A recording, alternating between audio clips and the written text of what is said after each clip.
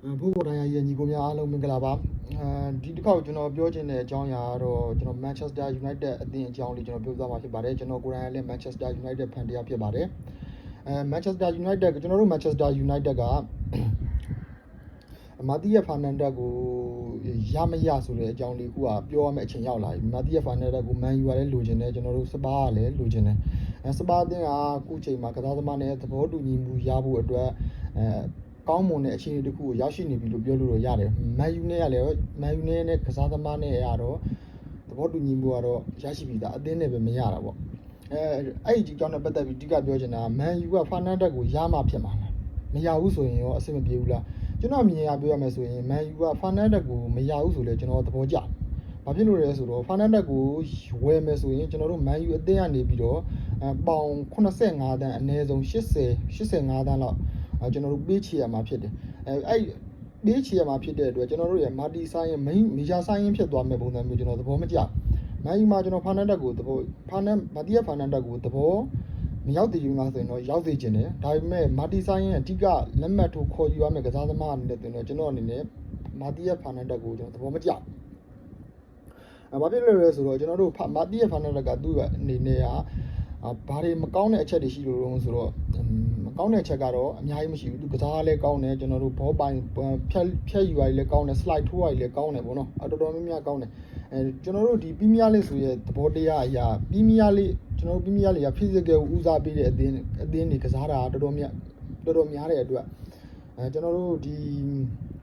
physical အားကောင်းတဲ့ကစားသမားတွေကွင်းလေအဖြတ်မှာထားမယ်စီယံမှာထားမယ်သူကပိုးပြီးတော့ကျွန်တော်အနေနဲ့သဘောကျတယ်ကျွန်တော်တို့ဒီဖာနယ်ရက်ကအရက်ကကျွန်တော်တို့9ပင်နဲ့10လက်မှသူ့အနေနဲ့ဒီ9လပိုင်းဆိုရင်သူကကျွန်တော်တို့ဟိုဖြစ်မယ်ဟိုအသက်22တည်းကိုစတင်ရောက်ရှိမယ်ကစားသမားတယောက်ဒီ9ပင်10လက်မှဆိုသူ့အနေနဲ့ရက်ကတားကြီးပိုးပြီးတော့မြင့်လာနေတဲ့အထိုင်းမှာမပါတော့ဘူးဗျာကျွန်တော်တို့မန်ယူမှာမာတီယာဖာနန်ဒက်ရဲ့ကိုဗီမီနူရဲ့ကိုတပည့်ပစ်ပေါ်အနေနဲ့ထားပြီးတော့ကစားမယ်တပည့်ပစ်ပေါ်အနေနဲ့ထားပြီးတော့ကစားမယ်ဆိုရင်ကိုဗီမီနူကအရက်6ပေသူ့အနေနဲ့ပီးမီးယားလိနဲ့အန်ဝင်နဲ့အရက်ရောတင်းပြည့်ချက်ပြည့်ရှိတယ်ဗျာကျွန်တော်တို့မန်ယူသစ်တဲ့ကစားပြီးတင်းပြည့်ချက်ပြည့်ရှိတယ်မာတီယာဖာနန်ဒက်ကလူကောင်ကထွားပြီမယ်လို့ကျွန်တော်တို့အရက်ကကြတော့ပုန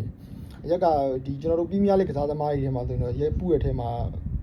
ပါတယ်လို့ပြောလို့ရပါပြီ9ပေ10လက်မှဆိုရင်ပေါ့လေကျွန်တော်တို့အနေနဲ့ဒီမာတီယာဖာနန်ဒက်ကိုမဝယ်ဘဲနဲ့တခြားကစားသမားတွေဖြစ်တဲ့ဒေါမွန်ကနေပြီးတော့ဂျာမနီကွင်းလေကစားသမားနီမက်ချာတို့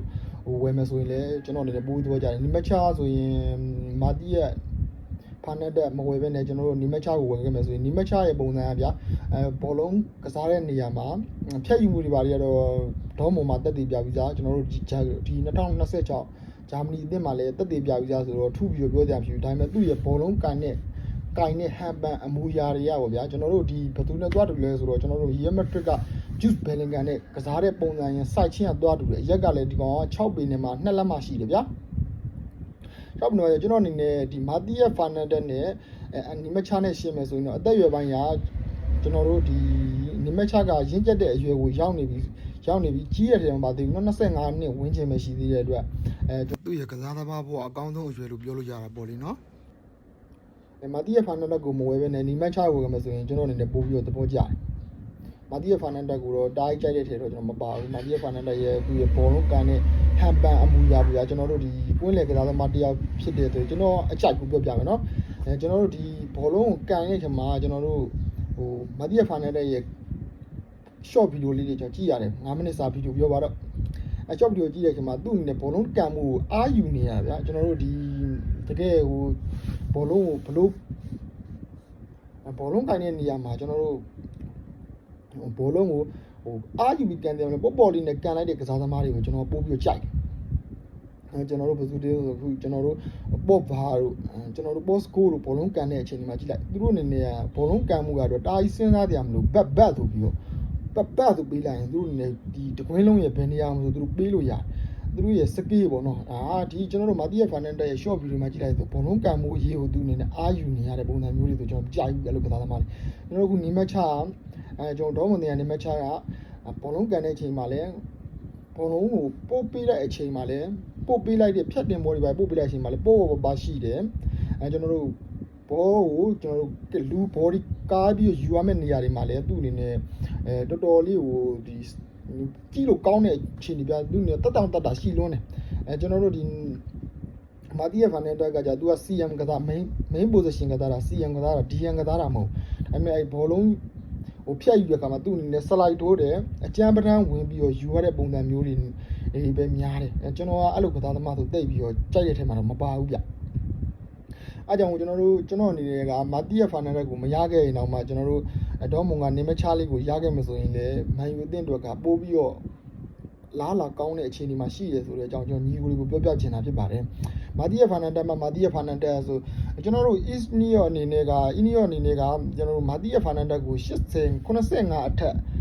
ပေါ့ထပ်ပိုင်းဆိုရင်ကျွန်တော်ဝယ်ဖို့ဆိုတာမဖြစ်နိုင်တော့ဘူးဗျာကျွန်တော်အနေနဲ့လည်းမာတီယာဖာနန်တက်ကိုအဲ့ဇီနုံမာတီဆိုင်နင်းပုံစံမျိုးမေဂျာဆိုင်နင်းပုံစံမျိုးဖြစ်သွားမယ်ဆိုရင်ကျွန်တော်အနေနဲ့မကြိုက်ဘူး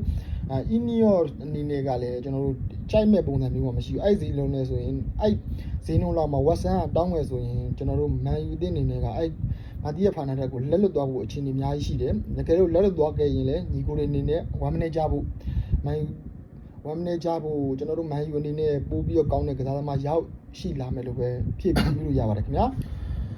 ကျွန်တော်ဖာနန်တက်ပတ်သက်ပြီးတော့ကျွန်တော်ရဲ့အတွေ့ပေါ်လေးနော်ကျွန်တော်ရဲ့အတွေ့ကျွန်တော်ယူဆတော့မဟုတ်ဘူးနော်အတွေ့ပေါ့ဒီကျွန်တော်တို့2024 2025မှာကျွန်တော်တို့မာတီယာဖာနန်တက်ကဆောက်တန်တန်မှာကန်တယ်ရာသီကုန်တော့ဆောက်တန်တန်တန်းဆင်းသွား2025တို့2025 2026မှာအားလုံးလည်းသိရတဲ့အတိုင်းပဲဝက်ဆန်မှာကန်တယ်ဝက်ဆန်တန်းဆင်းသွားဒီကောင်ကကျွန်တော်မြန်မာယူဆရဆိုရင်1ဖြစ်ဘူးမြန်မာယူဆရဆိုဒီကောင် lucky တော့မပါဘူးဗျပြီးလို့ရပါတယ်ခင်ဗျာအားလုံးပဲကျေးဇူးတင်ပါတယ်